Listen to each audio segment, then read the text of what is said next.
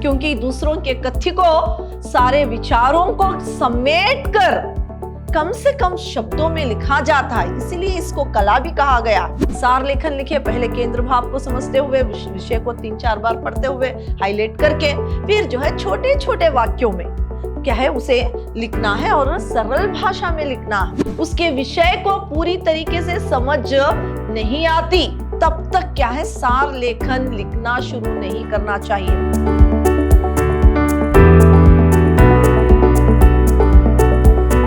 प्रणाम, मैं Rihanna S, अति उत्तम विद्याश्रम की हिंदी प्रवक्ता। मेरे 4th सेम के बीबीए के जितने भी विद्यार्थी हैं, फिर से मेरी कक्षा में स्वागत। मेरे प्रिय विद्यार्थियों, जो इस सेमिस्टर यूनिट 4 के अंतर्गत जो आपके लिए सार लेखन, इसी के बारे में आज मैं आपको जानकारी दूंगी। सार लेखन जो है कम से कम शब्दों में दूसरों के कथ्य को समेटने की कला को ही सार लेखन कहा जाता है।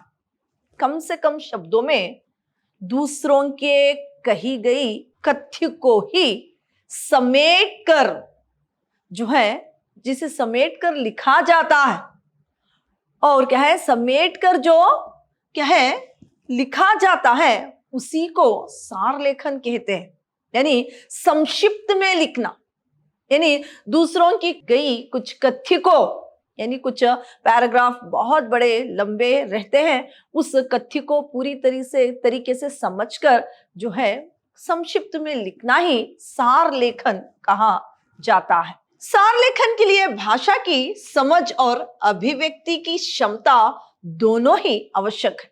सार लेखन लिखने के लिए जो क्या है यहाँ पर क्या है भाषा की समझ, जो भाषा है उसकी समझ जो है बहुत ही आवश्यक है, और साथ ही साथ जो विचारों का जो प्रकाशन है, जो अभिव्यक्ति है, जो विचार है जिसे प्रकाशित किए जाते हैं, प्रकट किए जाते हैं, उसकी समझ भी जो है बहुत ही आवश्यक है।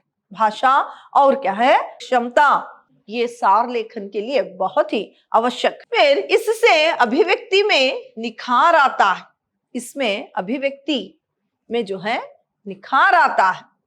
विषय को ध्यानपूर्वक पढ़े, इसे समझने और विचारों को केंद्रित करने का अभ्यास भी होता है।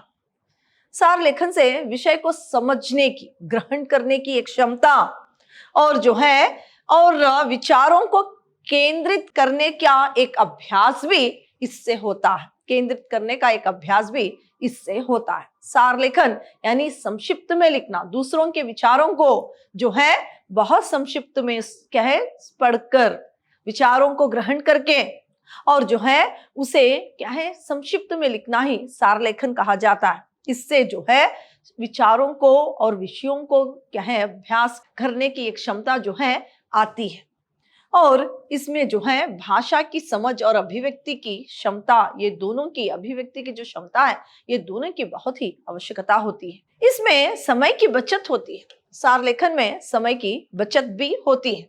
पत्रकार, वकील, न्यायाधीश, अध्यापक तथा व्यापारी सभी के लिए इस कला में कौशल्य प्राप्त करना लाभकारी है।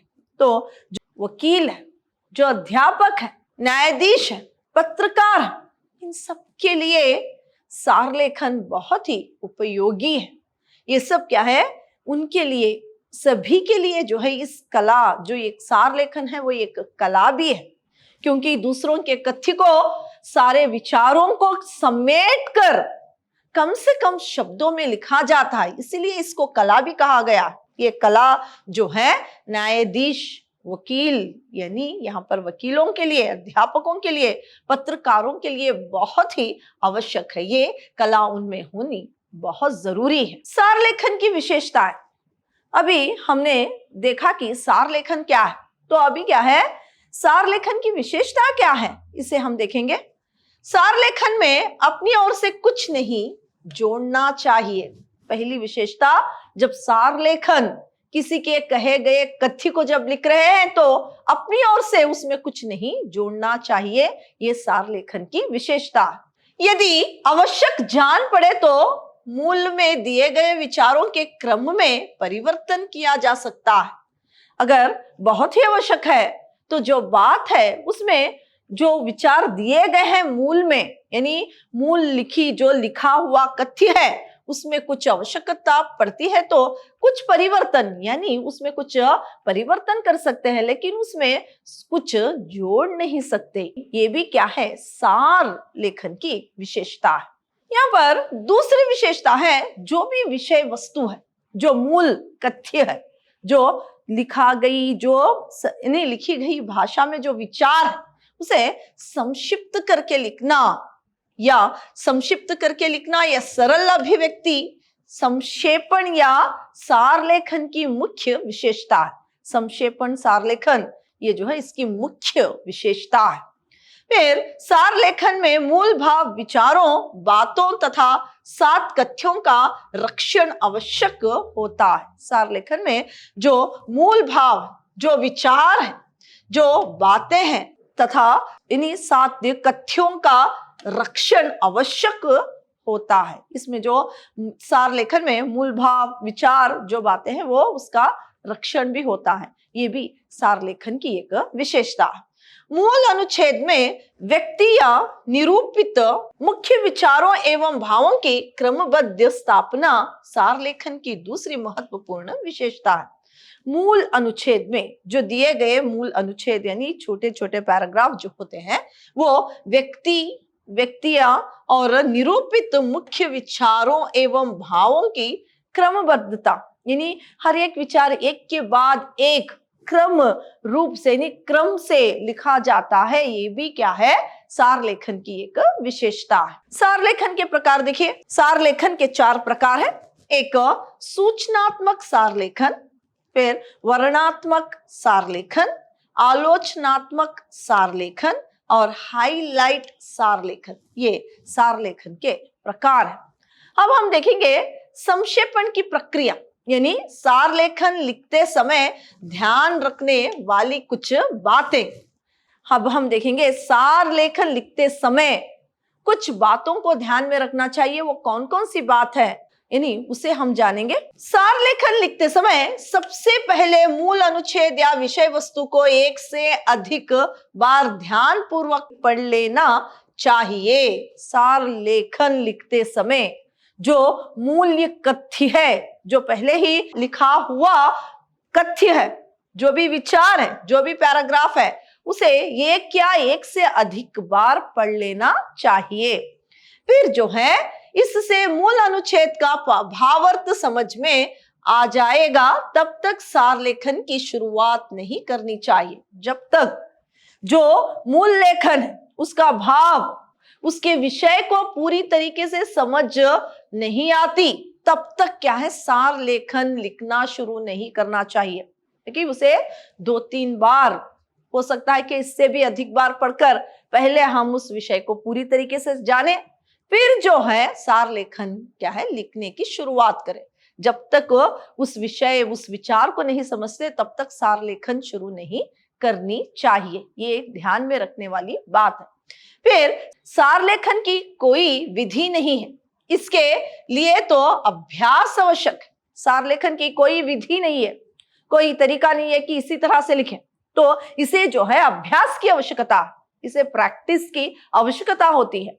फिर बार बार पढ़कर इसके केंद्र भाव के निकट पहुंचने का प्रयास कीजिए।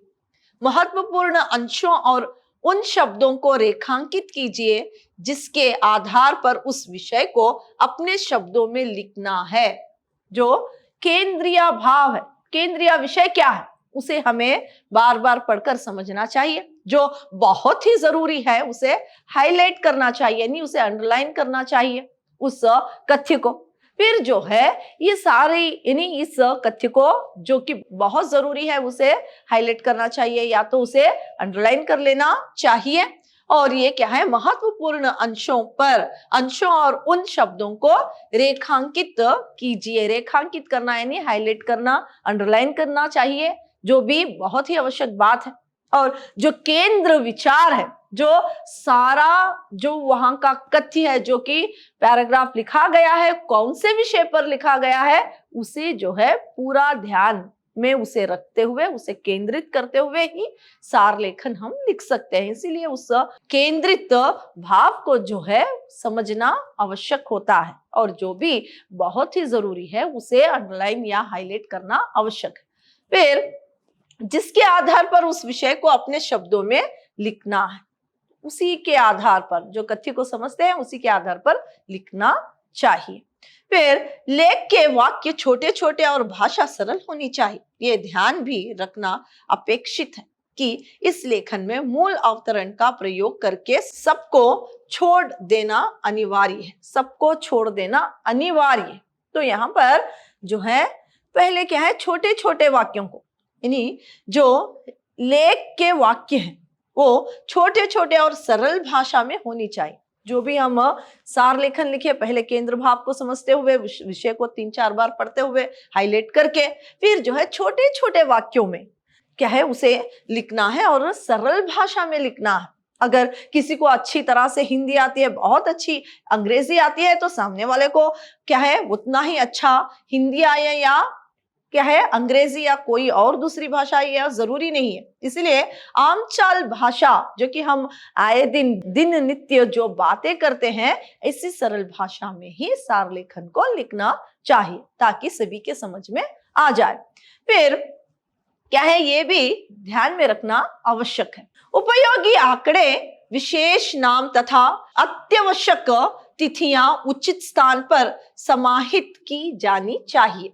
उपयोगी आंकड़े और क्या है विशेष नाम, जो उस क्या है मूल कथ्य में जो विशेष नाम है, आंकड़े हैं, और क्या है अत्यंत आवश्यक तिथियां, यानी जो तारीख है, दिनांक है, और उचित स्थान, और कहां पर स्थान, किस स्थान पर वो क्या है किस स्थान का हो, या कुछ वहां पर जो विचार जो है लिखे गए हैं उस पैराग्राफ में, उसको समझना बहुत ही आवश्यक है।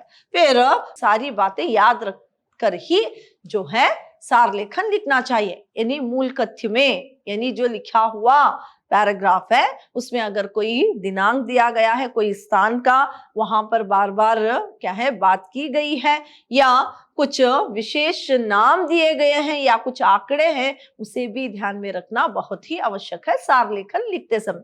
फिर इस प्रारंभिक प्रयत्न के बाद मूल को फिर से दोबारा पढ़िए और पता लगाइए कि कुछ महत्वपूर्ण अंश छूटे तो नहीं गए।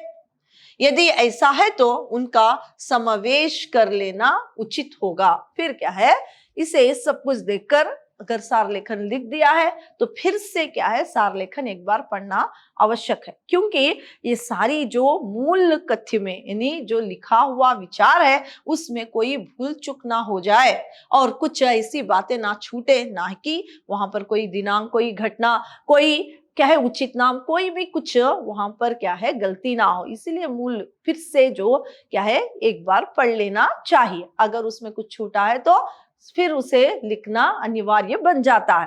तो क्या है यहाँ पर यदि ऐसा है तो उसका समावेश कर लेना उचित होगा। तो इसीलिए जो है सार लेखन लिखने के बाद भी एक बार उसे पढ़ लेना बहुत ही आवश्यक है। ये भी ध्यान में रखने वाली बात है। तो आज मैंने आपको सार लेखन क्या है और उसकी विशेषता और क्या है उसके प्रकार क्या है और कुछ सार लेखन लिखते समय किन किन बातों पर ध्यान रखना चाहिए, इसके बारे में जानकारी दी है। अगली कक्षा में किसी और क्या है विषय पर चर्चा करेंगे। धन्यवाद।